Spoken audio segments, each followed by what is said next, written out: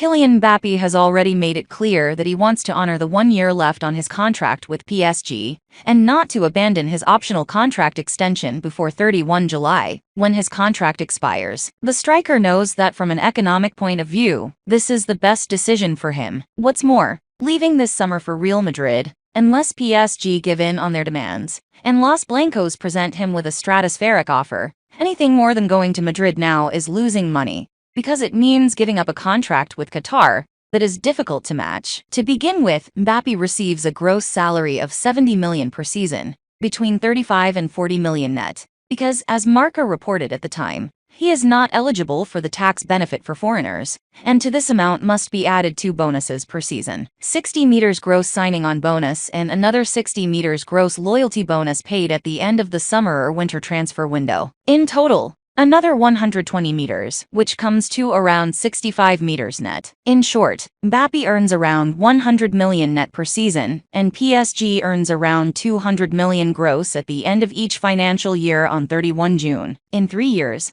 if the player were to execute the optional year, the French club would have to pay around 600 million. It is normal for Macron to push for Kylian to stay, because PSG provide plenty of taxes to the government. In fact, the club has always complained to UEFA about the disadvantage it has when it comes to paying its players, compared to the Spanish or English league. A complicated transfer. If Mbappe were to agree to leave this summer, he would therefore renounce the second year of his contract, and it is very clear that Madrid are not going to pay him that amount per season. The problem is that Mbappe would not be able to collect a signing bonus either, as he is not a free agent, and it is an amount that would supplement his salary. Madrid, for example, offered him last year 25 meters net, plus a transfer bonus of 130 meters, but there was no transfer fee, because he was free. It is therefore practically impossible for Real Madrid to deal with this operation. If Mbappe makes it a condition not to lose money, and PSG ask for the transfer to recover at least the investment in wages from last season, around 200 million gross, Los Blancos would have to pay 400 meters between the salary of the first season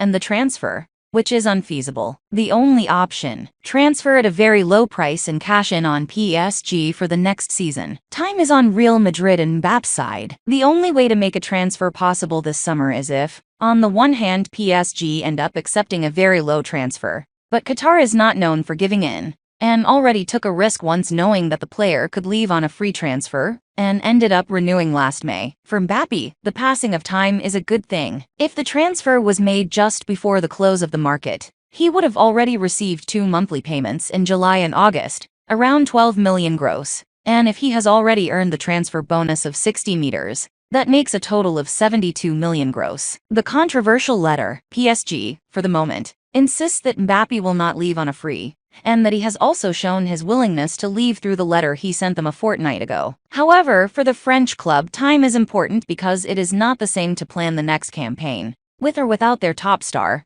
and on whom they were planning to build the new project. If he were to leave this summer, PSG would have more money to sign him between what they would save in salary and the amount they would receive in transfer fees.